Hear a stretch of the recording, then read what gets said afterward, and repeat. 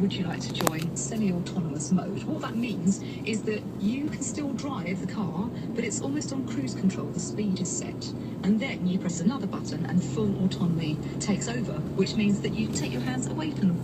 It's like a two-step process. And the same thing happens when you leave the convoy as well. You press a button, you go back to semi-autonomous mode where you take the steering before you take the speed.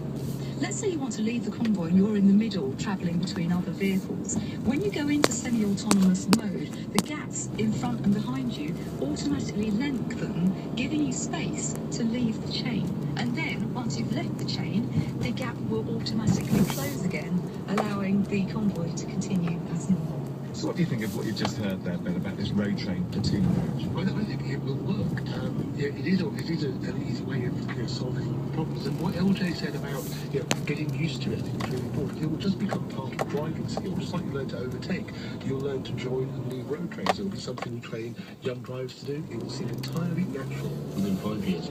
Okay, so that's a little bit about the cars of the future and the whole idea of autonomous or maybe semi-autonomous vehicles. But what about navigation? Of course, many of us use GPS and sat-nav. Well, a good guy to speak about the latest in navigation technology too is Daniel Seberg, who is in charge of map and travel at Google in New York. And he is looking just beyond GPS, he's looking beyond all that. And in fact, one of the latest talking points is Google's heads-up display. With Google Glass, one of the features that people have talked about a lot is the navigation, which is, and you need that sort of guided direction as you're moving around an eye view, frankly, with the you have, and it's a great way to just kind of remote you can quickly look at a glance at what you need, and just in a city where you do a lot of walking, probably in London as well, this is the kind of thing that I think really can help folks to get around. And again, the idea of the technology with Google Glass is that it gives you that information you need, and then it's out of your way. It really is just meant to be sort of at-a-glance information, and then you're able to get on with whatever else you want to do. You could use the Google Glass to take a picture or shoot a video, but again, still enjoy that environment that you're in. That's Daniel Seberg. All right, so now let's go to someone who definitely doesn't need a sat-nav. I am going to jump in a London cab. Right, mate, are you free? Absolutely, yeah. Thanks. So can you get us to Heathrow by any chance? Jump in. Thanks. Yeah.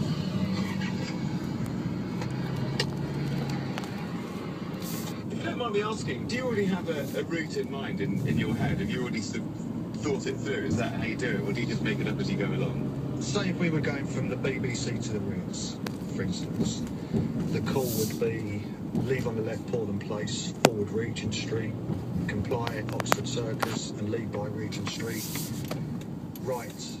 It's so impressive how he manages to do that. And there we are, on the way to Heathrow Airport without the sat-nav. And in fact, by the time you get to Heathrow, there's one place where you really don't need a cab driver or a bus or anything like that. So this is getting from the new terminal at Terminal 5 to the business car park, which is about a kilometre and a half away.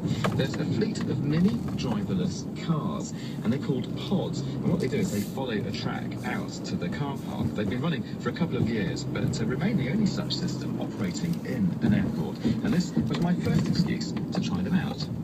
First of all, we're presented with a screen, so just press the screen to start, and we want to go to Station A. So there are two stations that you can choose, and just to confirm that. And now we're being assigned a pod. So some doors slide open, a bit like getting into an elevator, except I'm now climbing into one of the pods. So I'm just taking a seat here.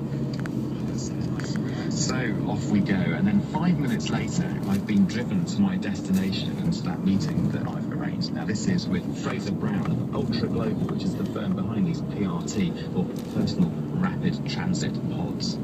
So we're standing in the station, there's no customers here, and if there is, the customer will come and immediately press a button, rather like a lift lobby, and they will be taken. And unlike a lift where it would move typically vertically, there they will be moved effectively horizontally on a 1.7 kilometre journey to Terminal 5. Behind us, we can see a whole lot of infrastructure, which is rather like a cycle path.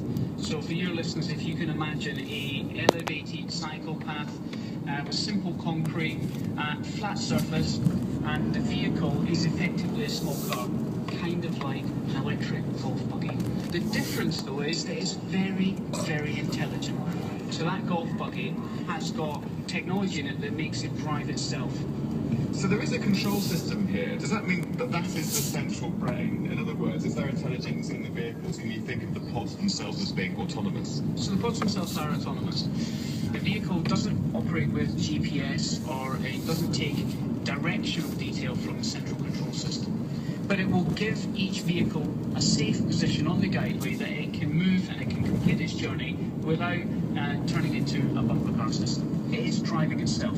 It's got a map of the track that we've mapped and we've given that vehicle. So it's referring to that rather than a GPS or an outside system. It's then using 4 lasers, 2 at the front, 2 at the back, left and right, to calibrate itself versus its map. So it uses the map and it drives, it uses the lasers as its eyes, and it compares what its eyes are seeing with what its map is seeing in terms of its position. You see out on the guideway, the tracks of the vehicle are completely similar. So the vehicle is repeating, and each vehicle repeating exactly the same pathway on the guideway.